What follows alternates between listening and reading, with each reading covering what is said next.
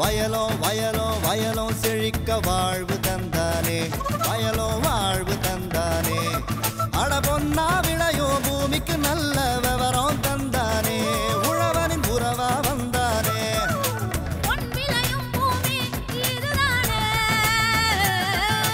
வயலோ வயலோ வயலோ செழிக்க வாழ்வு தந்தானே வயலோ வாழ்வு தந்தானே அட பொன்னா விளையோ பூமிக்கு நல்ல விவரம் தந்தானே உழவனின் உறவா வந்தானே தந்தன தந்தன தன தந்தானே மண்ணள பொங்கிட துணை வந்தானே தந்தன தந்தன தன தந்தானே மண்ணள பொங்கிட துணை வந்தானே. மாத்தி யோசிச்சீங்க. மத்திய அரசு இந்திய பெருநாட்டில் குறைவான மழை பெறும் பகுதிகளை கண்டறிந்து அப்பகுதிகளுக்கு ஏற்ற வேளாண்மையினை ஊக்கப்படுத்துவதற்கும் நிலத்தடி நீரின் அளவு உயர்வதற்கும் மேற்கொள்ளப்பட்ட திட்டம்தான் தேசிய அளவில் பருவநிலை மாற்றத்திற்கு ஏற்ற வேளாண்மை முனைப்பு திட்டம் நிக்ரா. இத்திட்டம் நாமக்கல் மாவட்டத்தில் வேளாண்மை அறிவியல் நிலையம் மூலம் செயல்படுத்தப்பட்டு வருகின்றது. இத்திட்டத்தின் மூலம் நாட்டுக்கோழி வளர்ப்பில் வெற்றி கண்ட விவசாயி வடவத்தூர் பி. காந்திமதி ஆவார். இவரை சந்தித்த போது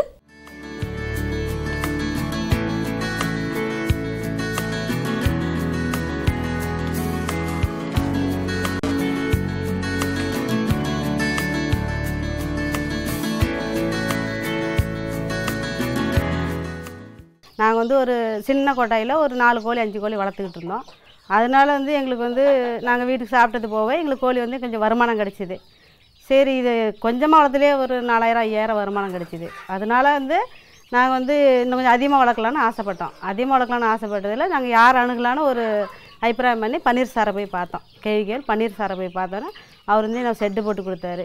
ஷெட்டு போட்டு கொடுத்து நாங்கள் இப்போ கோழி அதிகமாக வளர்த்துக்கிட்டு இருக்கோம். ஒரு 7 நாளையில் ஒரு சொட்டு மருந்து கொடுப்போம். அப்புறம் ஒரு 3 மாதத்தில் பூச்சி மருந்து கொடுப்போம், தடுப்பூசி போடுவோம். இந்த குஞ்சு பொறிச்சு 7 நாளையில் ஒரு சொட்டு மருந்து கொடுக்கணும். கண்ணுக்கு சொட்டு மருந்து கொடுத்தா அதனால் வெள்ளை கழிச்சல் நோய் வரும். அந்த வெள்ளை கழிச்சல் நோய்க்கு ஒரு 3 மாதம் கழித்து ரெக்கையில் ஒரு ஊசி போடணும். அந்த ஊசி நம்ம டாக்டர் அணுகி அந்த டாக்டர் மூலிமா அந்த ஊசி ஒன்று போட்டுக்கலாம் 3 மாதத்தில்.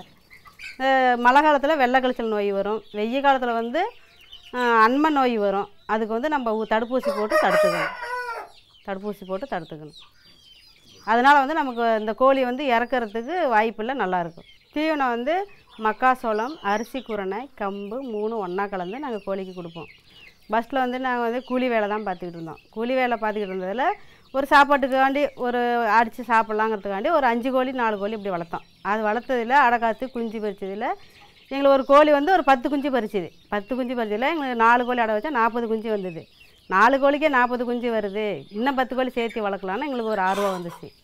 அந்த ஆர்வத்தினால நான் கேவிகே அணுகி கேவிகேல நாங்கள் உதவி கேட்டோம். எங்களுக்கு இது மாதிரி வேணும், ஷெட்டு வேணும், நாங்கள் அதிக கோழி வளர்க்க ஆசைப்பட்றோம், ஷெட்டு வேணும்னு சொல்லி நாங்கள் கேட்டோம். கேவிகே மூலியமாக நிற்கிற திட்டத்தில் கேவிகே மூலியமாக எங்களுக்கு ஷெட்டு போட்டு அமைச்சு கொடுத்தாங்க. இந்த ஷெட்டு அமைச்சு கொடுத்ததில் இப்போ நாங்கள் ஒரு 100 கோழி சண்டை கோழி, இது மாதிரி சாப்பிட்ற கோழி, முட்டை வைக்கிற கோழி, இது மாதிரி நாங்கள் வளர்த்துக்கிட்டு இருக்கோம். இதில் எங்களுக்கு நிறையா லாபம் கிடைக்கிது. நாங்கள் பூச்சி மருந்து கொடுக்குறோம், தடுப்பூசி போடுறோம். இதனால் கோழி இறப்புக்கு வாய்ப்பு இல்லை, நல்லாயிருக்கு கோழி. இப்போ இதனால் எங்கள் இதுக்கு முன்னாடி கூலி வேலை செஞ்சதும் இப்போ இந்த கோழி வளர்க்கனா நாங்கள் இப்போ நல்லா இருக்கிறோம்.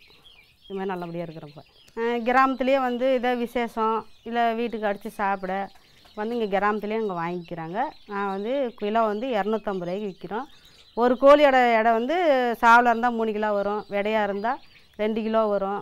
எங்களுக்கு ஒரு கோழியோட ரேட்டு 500 ரூபாய் 700 ரூபாய் அப்படி கிடைக்கிது. இப்போ இந்த கோழி வளர்க்குறதுனால எங்களுக்கு நல்ல நன்மை இருக்குது. நீங்களும் அது மாதிரி இது மாதிரி வீட்டில் இருக்கிறவங்க இது மாதிரி இப்படி வளர்த்து இது மாதிரி செஞ்சிங்கன்னா உங்களுக்கு நன்மை கிடைக்கும், லாபம் கிடைக்கும். இதனால் எங்களாட்ட நீங்களும் நல்லா இருக்கலாம்.